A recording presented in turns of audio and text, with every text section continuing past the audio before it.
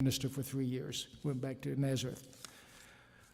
I'm going to try to tie in when he left home and when we left home with the faith journey.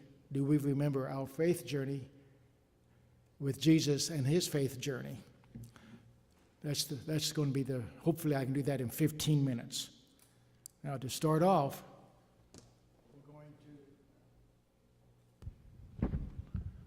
I'm going to ask a couple of you guys if you remember when you left home. You remember when you left home, John? Yes, I remember. Okay. From Ohio to northwest corner, Missouri. I especially remember my mother saying, "You can't get any more in that suitcase," but I kept putting stuff in it. That was about 800 miles, which I thought was the farthest I'd ever been. To me, I remember as we went into St. Louis, the bus driver went from one place to the other.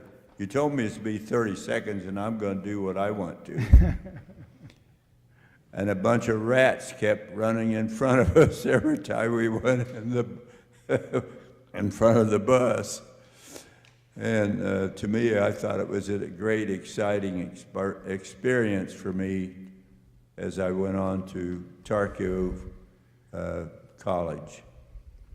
I remember they didn't have a bus stop at Tarkio, so I think it was at Burlington. I'm not sure. I had to thumb my way from someplace to get to Tarkio.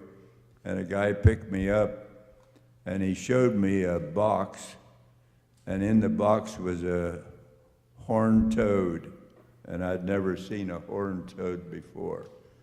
So if you want to know anything about leaving home, I did that. How old was you? I was 20. I was going to be a junior. Wow. That's enough for you. Okay. Thank you, John.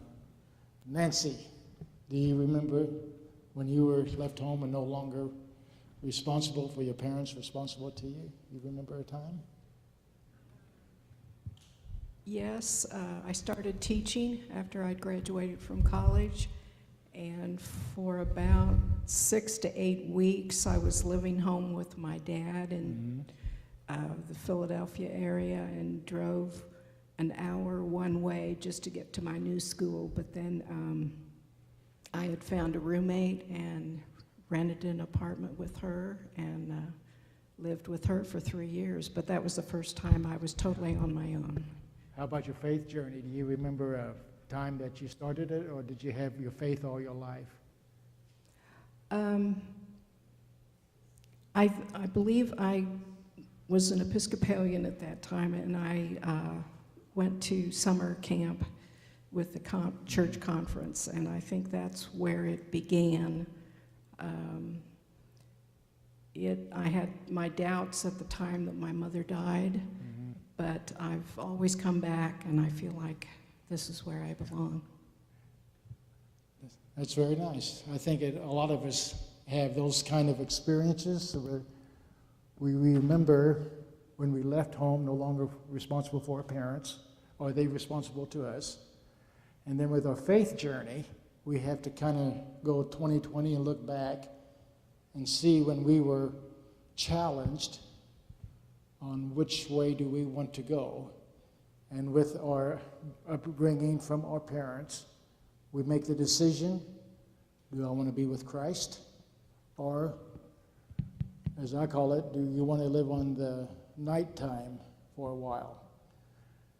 And it's interesting to hear different people's responses to that.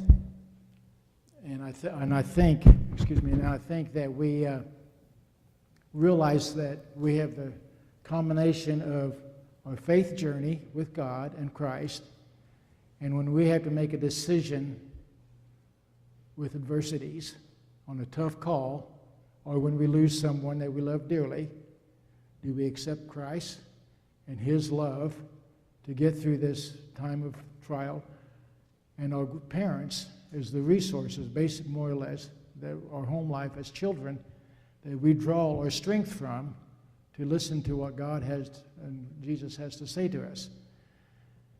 And with Jesus, the first time we hear that is when he took off from his parents and went to the synagogue for 3 days when he was 13. And if I was Joseph, I would have given him a what for leaving us. Now, Mary was nice about it. His mother was, hey, you're really cool. We understand your father, and you have to become an adult and all this. But Jesus needs to understand he was responsible to his mother and Joseph and Mary as well. If I was Joseph, I said, hey, guy, you don't leave us like that. You might feel like you have to do your father's work, but I'm your dad. Next time you pull a stunt like that, we're going to have the what for about it. I wonder if that was a conversation they had. I suspected it was, because he had to take care of the guy when he was, 13. And that's the bar mitzvah as a Jew. And I was supposed talking to the Sanhedrin at the time was part of his bar mitzvah of saying what do they do when they do that? They have to know the Old Testament, the Torah. They had to recite that to become a man. And in the Jewish law at the time, 13 years old, you became a man in that process. So he learned to become, I'm supposed, we came back to Nazareth after the Passover. And he lived there in Nazareth, till he was 27, before he left off to go do his ministry. So what kind of life did he have? We do not know. And I think that was done on purpose. So as we have our faith journey in our teens and our 20s, we really can't say, what did Jesus do? Because we don't know. Now, we can speculate. But we get our strength from our faith through our parents and through our family. We do not get it through the Bible because we do not know what Jesus did. Now, 2020 Bible we do, yes. But at the time, we can't say Jesus did this and Jesus did that. We just pray for the best. But we do know what our mom and dad told us. And the part about him he decided to become a minister at 27, I was always curious. Did he leave home at 27? One thing I know about ministers that I've picked up, John, it's a second job. It's a second vocation. Usually they had a vocation. You talk to a lot of, when we're going through this PIF thing now, a lot of the candidates had another vocation, another job, and now the ministry is their, have you noticed that? Jim was that way. He was, in communications? Was Jim before he became a minister? Well, I think Jesus was probably basically the same way. He was a carpenter, probably helped his dad out. Imagine him cleaning up the shop, So one of the coolest things the Jesus movies we have, and which one was it? It was a big hit, and he was working. They showed the back of Jesus working, doing all this, stuff. And Mary comes to the door and said, "What you doing, son?" He said, "Well, I'm making this table." And Mary says, "Well, the table's too high." And Jesus says, "They'll catch on." I think that's so funny. Okay. Well, nice table. We have them at home now. We should take a stool and sit down. Jesus started that, didn't he? Okay. Anyway. But the bottom line is, did he start his faith journey when he decided to become a minister for 3 years? Came back to Nazareth and told his brothers and his buddies, "We got to go now. Stop your fishing. We need to start fishing for men. Lay your nets down. Let's get to work." Is that when his faith journey started? Or did it start at 13 when he was embroiled in the Jewish history, the Old Testament, the Torah? Is that when his faith journey started? I think it's a combination of both. We became our faith journey and our leaving home is all tied together. And we are the people today because of that. That's the message. It's 15 minutes about up. Who's looking at the clock?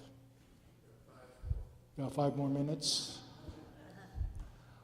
I'll tell you what Don told me. I came around the church and asked different people. And I said, when did you leave home, Don? And he said, I left home when I joined the military. And then I asked him, well, when did you have your faith journey, your moment when you started your faith journey? And he said, well, I said that about 2 weeks ago at the sermon. And I saw those white caps coming down out of the fog and looked over and saw the white caps on. That's when I had my first Jesus moment. So, and then we had a Jesus moment over here. What was that? You had the tea, had a cup of tea and My dad had a railroad watch, an Elgin, and the glass had broken. It was hanging up above on a nail above a little table where tea had been served for a meal. And I got up there and was playing with it when I was about 9 years old and knocked a hand off. And so I couldn't find it in the tea leaves and the last of the tea. And so I said a prayer, and later that afternoon when my older sister was cleaning up that pot, she found the hand, and I thought that's my first answered prayer. mm-hmm. And you was 9 years old when God answered your prayer. So, do you have a Jesus moment to share with us? No? Okay. I don't think too many of us have a Damascus Paul moment with the light coming down and being, I don't think too many of us have that. But we do have a lot of little Jesus moments, kind of. Okay, I don't think you want to hear my moment, Jesus moment. I left home probably when I was 10, went into the Boys Town orphanage and realized there's no parents around, it's just a bunch of boys in a building, us living together. And 10 years old, you say, well, maybe we still got taken care of. We had food, and the nuns took care of the clothing. They did the washing and whatnot. But looking back on it, I suppose that's it. And my journey, I think, was when Gayla was Julie when we went to church in Manhattan, Kansas. Decided to go to the Presbyterian church and met Pastor John. And looking back, that was probably my time we started our faith journey. So, by the way, Gayla left home. She realized she left. I'm going to tell on you, Gayla. I know you're going to be mad at me. But when she graduated, she had her first job teaching in Hutchinson, and she'd go home, like most kids do. And she went home one day, and her bedroom was in the basement. She slept in the basement. She lost her bedroom. One of the other sisters had the bedroom, had her bedroom. And she said, time for me to grow up. I thought that was cute. And all of us have cute stories. Okay, that's it. I'll close with prayer here. Yes, John.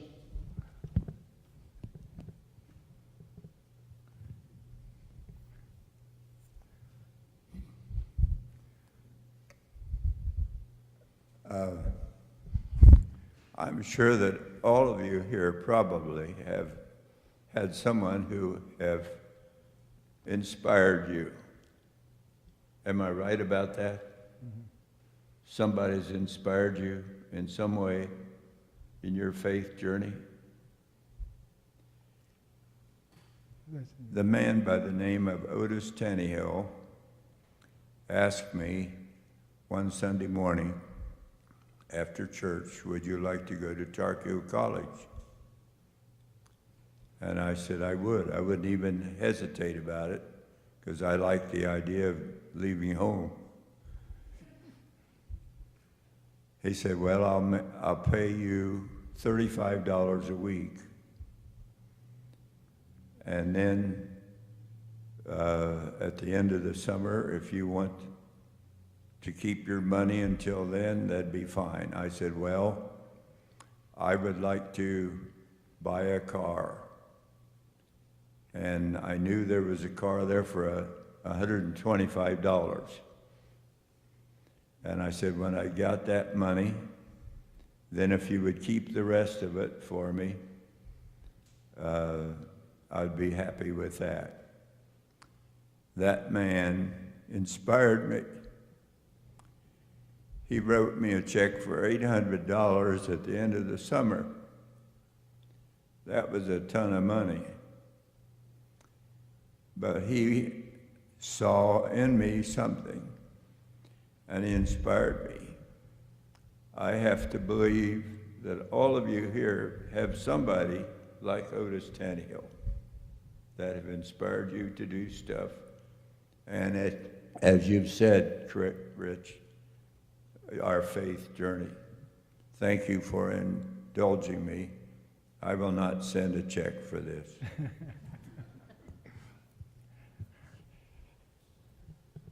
Okay.